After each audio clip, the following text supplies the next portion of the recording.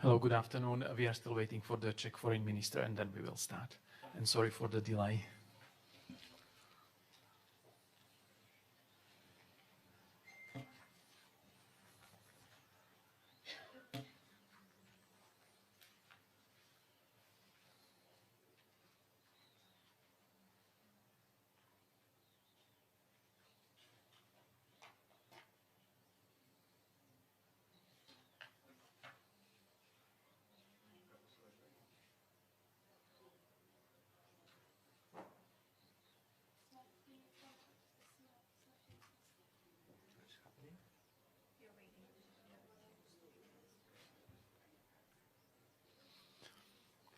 Maybe one technical announcement due to the delay. Unfortunately, we might not have time for questions because HRVP has to catch the plane and he was supposed to leave about now. So he will just brief you on the results of the discussions and then we will probably have to run. And we will be joined by the Czech foreign minister now, who will stay, of course.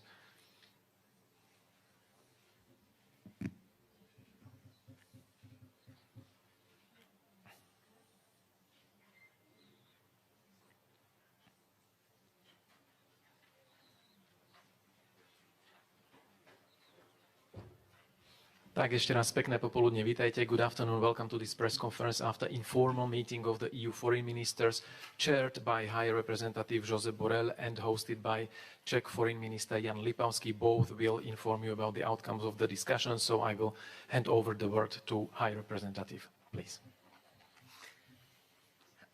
During this informal meeting, yesterday and today, we have been exchanging views about an important number of aspects related with the Russian aggression against Ukraine, our support to Ukraine, and also our partnership with Africa.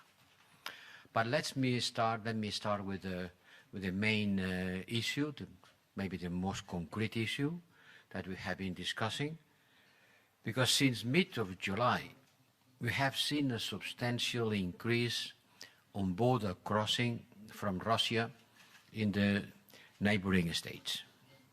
And this has become a security risk for these neighboring states.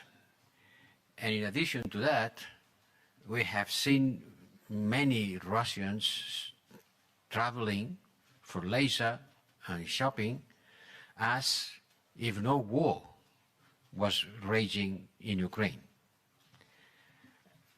Member states considered that we are not business as usual. It cannot be business as usual. I want to remember you that there are already bans for specific individuals supporting the Putin's regime. But we consider that more has to be done.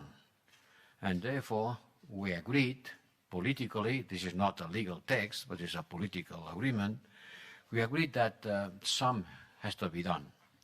And therefore, let me try to summarize in concrete terms what we politically agreed on. First, full suspension of the European Union-Russia visa facilitation agreement. Full suspension. Until now, it was partially suspended for special collectives, groups of people, officials and entrepreneurs, and now it's fully suspended. This will significantly significantly reduce the number of new visas issued by the EU member states. It's going to be more difficult, it's going to be longer, the process, and consequently, the number of new visas will be substantially reduced. And this is a common approach, and a common approach will prevent a potential visa shopping by Russians, going here and there, trying to look for the better conditions. Second, there is a common understanding that this will allow for visas to be granted on an individual basis, on a thorough statement of each individual case, and especially for specific groups of people. We don't want to cut ourselves from those Russians who are against the war in Ukraine. We don't want to cut ourselves of the Russian civil society. Third, we agreed that passports issued by the Russian authorities in occupied territories of Ukraine will not be recognized. Fourth, during the debate, which has been a long and constructive debate, some concerns has been raised about not the new visas, not the flow of new visas being granted, but about the stock, about the millions of existing visas. And there was a common understanding that this also has to be addressed. And this situation needs also a common approach. And that's why we agreed to invite the Commission to look into this complex situation and provide guidelines. Six, the situation in the bordering countries is becoming challenging, and we acknowledge that these countries can take measures at national level to restrict entry into the European Union through their borders, always in conformity with the European Union Schengen Border Code. And finally, that this is a complex situation because we talk about the flow, talk about the stock of existing visas, we have to continue coordinating the implementation of this common approach. We also exchange on the wider context of the war in Ukraine. We agreed that we have to be prepared to face the negative consequences of these Russian aggressions against Ukraine, that unhappily it seems that is not going to end anytime soon.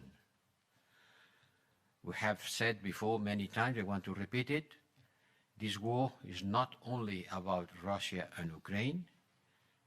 This war is about the security and stability of the European continent as a whole, and more than that, it has a wider repercussion all around the world.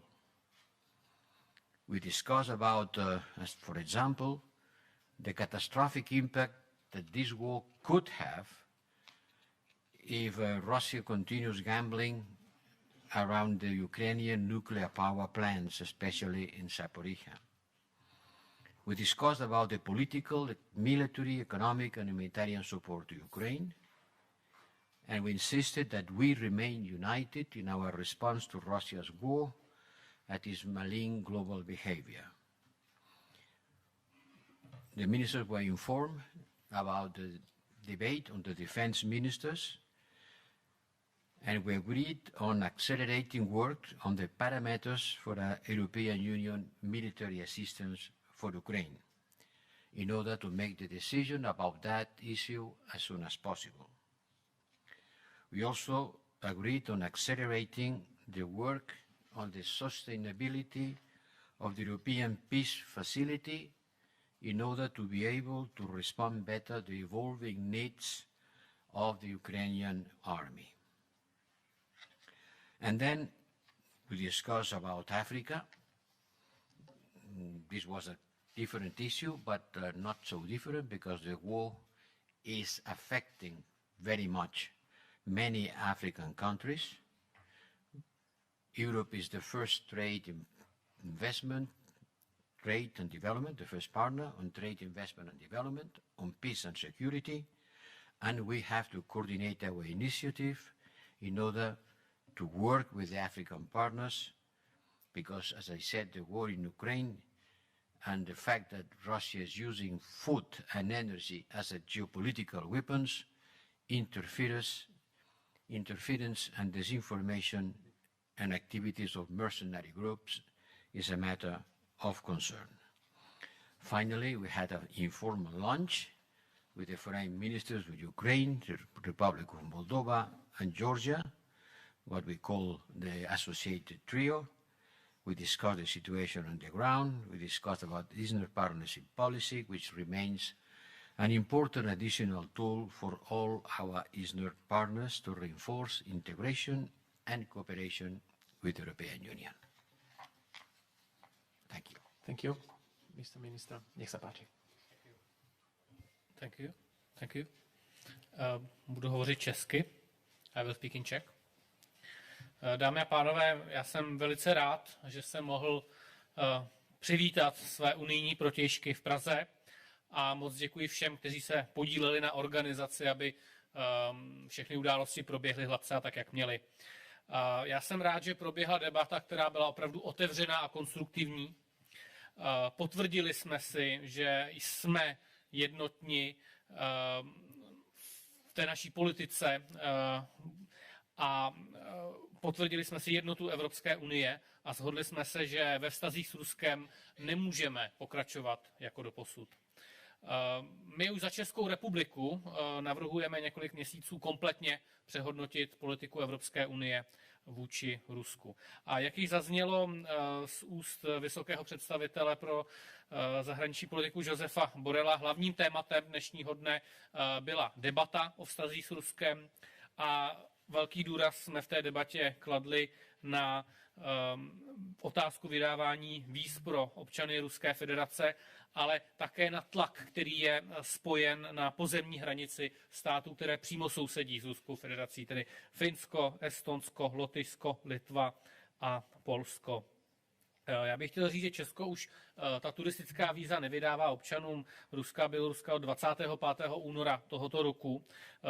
Tedy vlastně přijali jsme to opatření v zápětí po té, co Rusko i z běloruského území zaútočilo na Ukrajině. Na Ukrajinu. A stále opakujeme, a já to budu říkat i zde, že v době ruské, nebo spíše Putinovy války, kdy jeho vojska zaútočila na suverénního evropského souseda, nemůžeme o turismu jako takovém hovořit. Je to pozice České republiky a já samozřejmě vnímám, že je zde celá řada otázek, která míří k tomu, jakým způsobem se k tomu zaujme Evropská unie, a myslím, že jsme dneska dospěli k poměrně výraznému pokroku. Můžeme to nazvat určitým pražským konsenzem, ale máme jasno v tom, že chceme plnou suspenzi vízové facilitační smlouvy.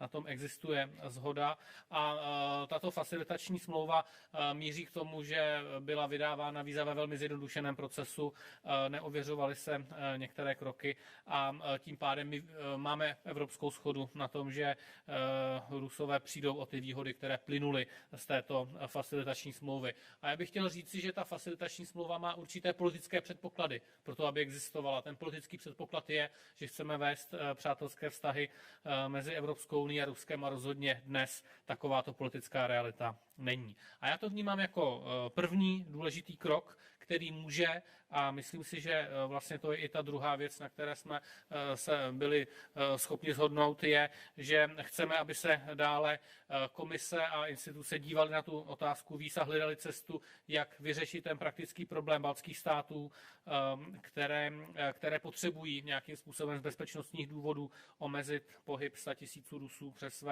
své hranice. A jak ji říkal vysoký představitel, máme i celou řadu konkrétních dalších doplňujících podmínek a okolností, které toto doprovází. Ohledně dalších otázek, tak já jsem velice rád, že dnes jsem také na obědu, který byl na okraj našeho neformálního jednání, mohl přivítat 3 ministry zahraničí zemí asociačního tria, tedy Ukrajiny, Moldavska a Gruzie.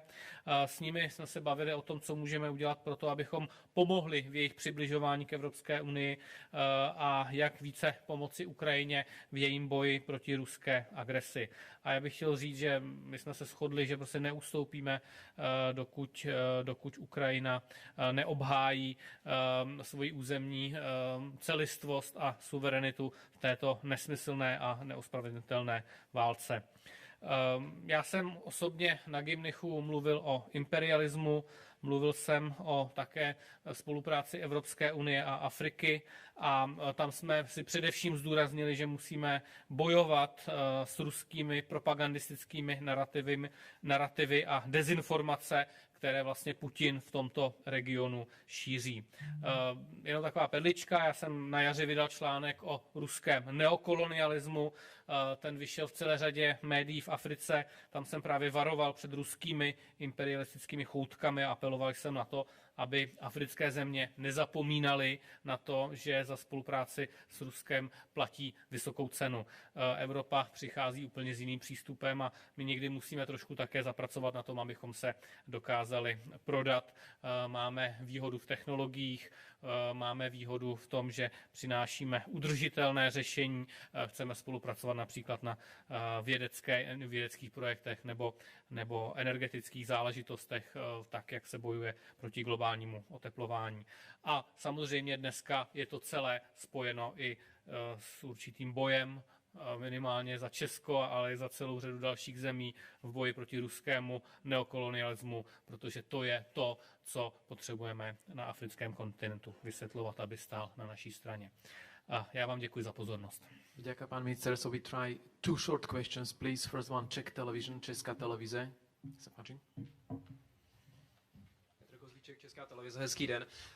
To téma vízové problematiky, je skutečně ta jednota v tuhle chvíli pouze na té úrovni, kterou vy jste zmínili, to znamená na tom, že nebudou ta ruská víza zvýhodňována, a nebo to cítíte tak, že je tam i jednota na tom, že se přitvrdí, lidově řečeno, to znamená, že tam je jednota na tom, že se nějakým způsobem to vydávání víz skutečně zamezí, a nebo spíš jsou některé státy, které by volily to národní řešení. Díky.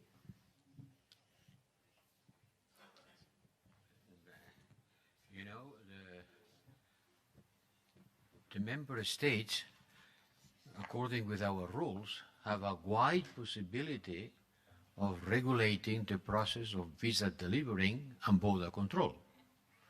So, as far as they fulfill in accordance with the Schengen Visa Code, there is a wide range of possibilities for them.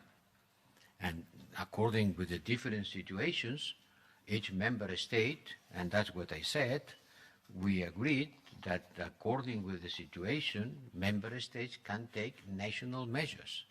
National measures on the process of delivering visas, national measures on the cross-boarding process, always in accordance with the, it could not be otherwise, in accordance with the Schengen Code.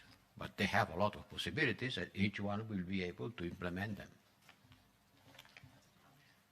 Já si dovolím doplnit tu odpověď. Existuje vzájemné pochopení. Je zde konkrétní problém těch severských států.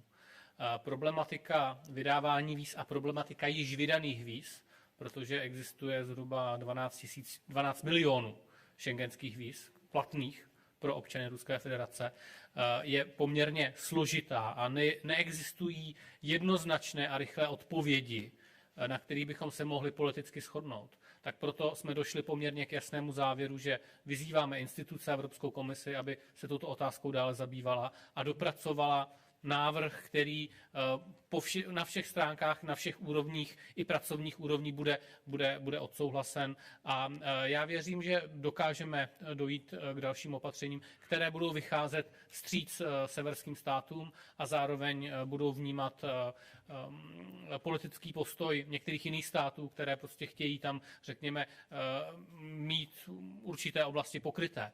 Ale těch cest je několik a zároveň platí, že už dneska podle Schengenského kodexu ty státy mohou přijímat určitá národní opatření, nebo tyto státy hovoří o regionálních opatřeních, protože to je konkrétní problém, který musí řešit.